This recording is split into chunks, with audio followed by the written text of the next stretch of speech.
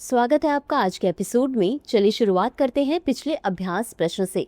भारतीय इतिहास के साहित्यिक स्रोत सूत्र के संदर्भ में निम्नलिखित कथनों पर विचार करें। 1. सूत्र में साहित्य गद्य नियम पूर्वक संक्षिप्त रूप में लिखे जाते थे। 2. शुल्ब सूत्र में यज्ञवेदी के निर्माण के मापों का वर्णन किया गया है। उपर्युक्त कथनों में से कौन सा या कौन से कथन सत्य है या सत्य है? ए केवल 1, बी केवल 2, सी 1 और 2 दोनों, डी न तो 1 और न ही 2। इस प्रश्न का सही उत्तर है विकल्प सी 1 और 2 दोनों। चलिए देखते हैं इसके विश्लेषण को। सूत्र में साहित्य गद्य नियम पूर्वक लिखे जाते थे तथा संक्षिप्त होने के कारण ये नियम सूत्र कहलाते हैं। शुल्ब सूत्र में यज्ञवेदी के निर्माण के लिए विविध प्रकार के मापों का विधान है। उल्लेखनीय है कि ऐसे सूत्र जिनमें विधि और नियमों का प्रतिपादन किया जाता है कल्पसूत्र कहलाते हैं। कल्पसूत्रों के 3 भाग हैं, स्रोत सूत्र, गृह सूत्र और धर्म सूत्र। तो चलिए शुरुआत करते हैं आज के एपिसोड की पहले प्रश्न से। रेशम सखी योजना किस राज्य में शुरू की गई है? ए बिहार, बी उत्तर प्रदेश, सी मध्य प्रदेश, डी झारखंड। इस प्रश्न का सही उत्तर है विकल्प बी उत्तर प्रदेश। चलिए देखते हैं इसके विश्लेषण को। उत्तर प्रदेश सरकार ने ग्रामीण महिलाओं को आर्थिक रूप से सशक्त बनाने के उद्देश्य से रेशम सखी योजना शुरू की है। इस योजना के अंतर्गत महिलाएं घर बैठे रेशम उत्पादन से आय अर्जित कर सकेंगी। यह योजना राज्य ग्रामीण आजीविका मिशन और रेशम विभाग के संयुक्त प्रयास से लागू की जा रही है। इस योजना के तहत ग्रामीण क्षेत्रों की महिलाओं को रेशम कीट पालन का प्रशिक्षण दिया जाएगा ताकि वे शहतूत रेशम और तसर रेशम का उत्पादन अपने घर पर ही कर सके। अगला प्रश्न है, निम्नलिखित में से कौन सा टाइगर रिजर्व मध्य प्रदेश में नहीं है? A Kanha tiger reserve, B Pench tiger reserve, C Bandhavgarh tiger reserve, D Sundarban tiger reserve. इस प्रश्न का सही उत्तर है विकल्प डी सुंदरबन टाइगर रिजर्व। चलिए देखते हैं इसके विश्लेषण को। मध्य प्रदेश में कुल 9 टाइगर रिजर्व हैं, जिनमें कान्हा, पेंच, बांधवगढ़, सतपुड़ा, पन्ना, संजय, दुबरी, वीरांगना दुर्गावती, रातापानी और माधव टाइगर रिजर्व शामिल हैं। सुंदरबन टाइगर रिजर्व पश्चिम बंगाल में स्थित है, न कि मध्य प्रदेश में, अतः विकल्प डी सही है।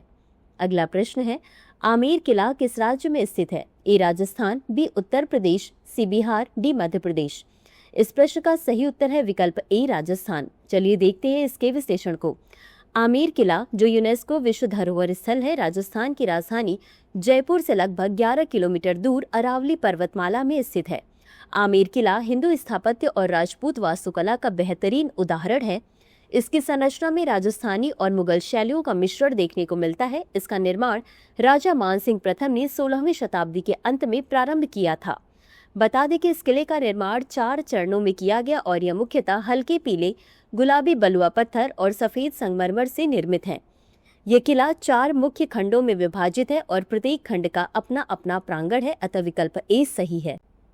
अगला प्रश्न है, ऊर्जा भविष्य को आकार देना, चुनौतियां और अवसर सम्मेलन निम्नलिखित में से किस राज्य में आयोजित किया जा रहा है? ए उत्तराखंड, बी उत्तर प्रदेश, सी तमिलनाडु, डी गुजरात।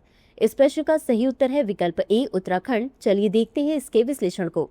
वैज्ञानिक एवं औद्योगिक अनुसंधान परिषद, भारतीय पेट्रोलियम संस्थान, देहरादून 23 से 25 अप्रैल 2025 तक अंतर्राष्ट्रीय सम्मेलन ऊर्जा भविष्य को आकार देना, चुनौतियां और अवसर की मेजबानी कर रहा है। SEFCO 2025 का विषय है सस्ती ऊर्जा और रसायनों के साथ एक सतत भविष्य को उत्प्रेरित करना, अतः विकल्प ए सही है। अगला प्रश्न है, निम्नलिखित में से किस वर्ष वैज्ञानिक और औद्योगिक अनुसंधान परिषद की स्थापना की गई थी? ए 1940, बी 1942, सी 1948, डी 1955। इस प्रश्न का सही उत्तर है विकल्प बी 1942। चलिए देखते हैं इसके विश्लेषण को। वैज्ञानिक तथा औद्योगिक अनुसंधान परिषद वर्ष 1942 में स्थापित सबसे बड़े अनुसंधान एवं विकास संगठनों में से एक है।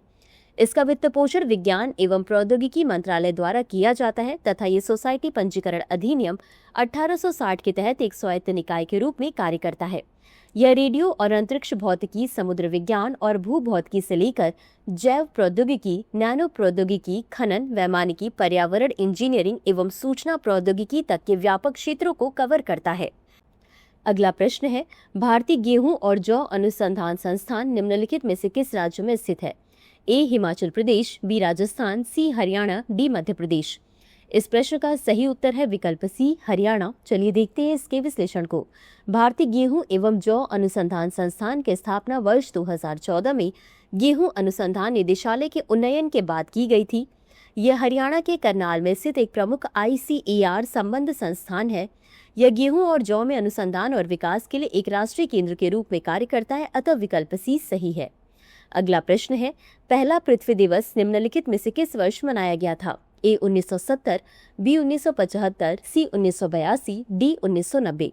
इस प्रश्न का सही उत्तर है विकल्प A 1970। चलिए देखते हैं इसके विश्लेषण को।